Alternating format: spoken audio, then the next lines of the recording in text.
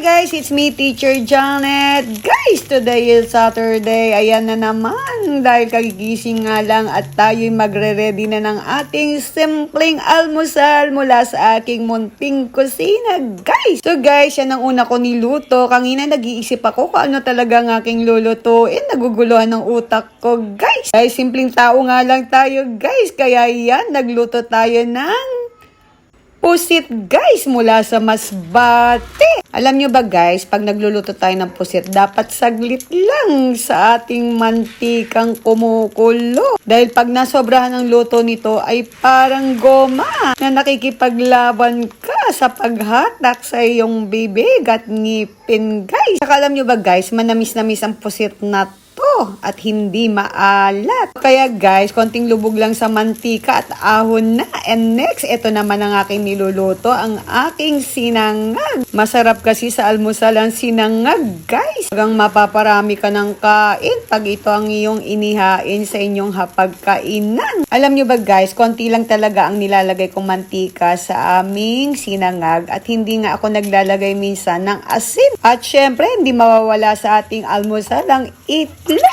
Sunny side up yan, guys. Ang itlog kasi, guys, madaling iluto at madaling ihain sa ating mga junakis. At kayang-kaya pa ng ating bulsa dahil mura nga lang ang isa. At pwede sa lahat i-partner. At next naman na niluto ko ay ang galunggong. So guys, ang niluluto ko ay para lamang sa tatlo dahil tatlo nga lang kami dito. So hindi talaga ako nagluluto ng sobra at mahirap ulit kainin. Dahil nga minsan ayaw na natin ng paulit-ulit na ulam. Kaya ayan lang ang aking niluto, guys. Tama lamang para sa tatlo. So ayan na nga, guys. Ito ang pinakamasarap na suka talaga na natikman ko. Shout out sa iyo, Ma'am Vita. At salamat sa sukang ito na napakasarap. Mula pa yan sa Tarlac. Talaga naman, mapapasarap ka ng kain dito at hindi mo na maisipang mag-diet. Dahil sa napakasarap na sukang ito, ayan na nga guys, ang aming simpleng almusal ngayong umaga. Siyempre, hindi natin maialis ang ating kape dahil yan talaga ang partner sa tinapay at sa kanin. Ayan ang aming pusit na nailuto ko na guys.